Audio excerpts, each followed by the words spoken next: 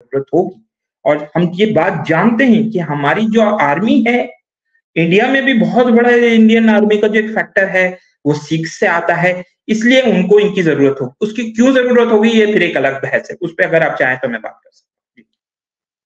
चले, thank you Zaid साहब, and I think Hassam wanted to say something. Hassam, please go ahead.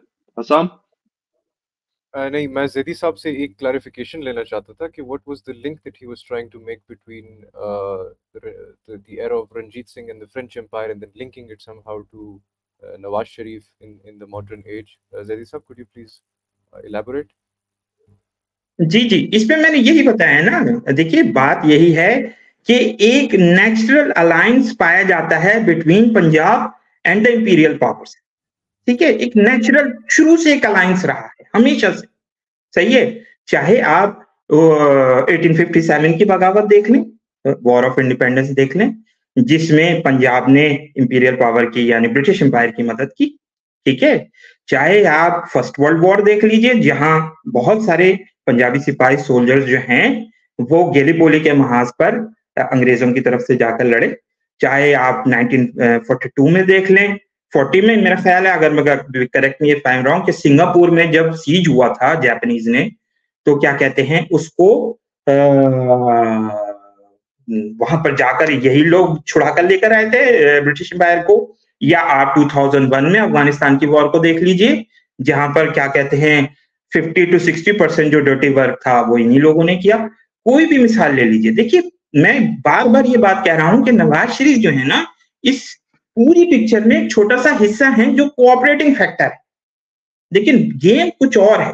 Nawaz Sharif साहब को लाया गया है इस वजह से कि पॉलिटिकल एरेना पर भी उनको कोई मुजाहिमत ना हो जब ये एक बड़ा काम आ जाए। देखिए, ये एक बड़ी फाइट होने जा रही है, वर्ल्ड वॉर 3 का एक आगाज है, स्टेज है, जहां पर मुख्तलिफ जो एलिमेंटल फैक्टर्स होंगे ना वो कंट्रीब्यूट करेंगे उन लोगों के लिए, और उनको जरूरत है। यहाँ पर ये ज़ैदी साहब, बिफोर हम बात करें ग्लोबल गेम की, तो ये भी ज़रूरी है जानना कि पिछले 10 सालों में इंटरनल जो डायनामिक था पाकिस्तान का, उसमें अच्छी खासी एक डिसरप्शन हमने देखी। How the former prime minister became, he went from being the child of the establishment to somebody who brought up the nation against him.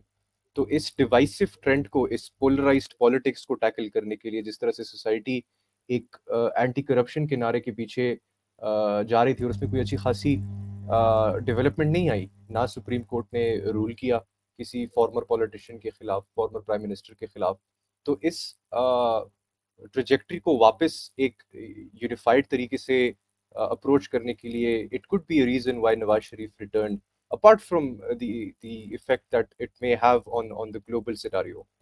तो इतना हमें कंट्रोवर्सी और हमें मेरा ख्याल है इस कंस्पिरेसी में जाने की जरूरत नहीं है। That is my point. चलेंगे, ये तो फुरकान, ये तो बात है ना, हम जब बहस करेंगे, डिबेट करेंगे, तो आपकी तरफ से भी कुछ पॉइंट्स आएंगे, मेरी तरफ से भी पॉइंट्स आएंगे। आपके पॉइंट मुझसे ज्यादा रेलिवेंट हो सकते हैं, ठीक है ना, बिल्कुल हो सकते हैं, लेकिन यहाँ मैं आपकी एक बात से डिसएग्री करूंगा। देखिए, बात क्या है, खान साहब was not a child of establishment. Khan साहब कभी भी जो थे ना वो एस्टेब्लिशमेंट के मंजूर नजर नहीं रहे। देखिए, please please please correct this narrative. ठीक है, खान साहब का जो फिनोमेना था वो उठा है 2001 के बाद से, जबकि अफगानिस्तान पर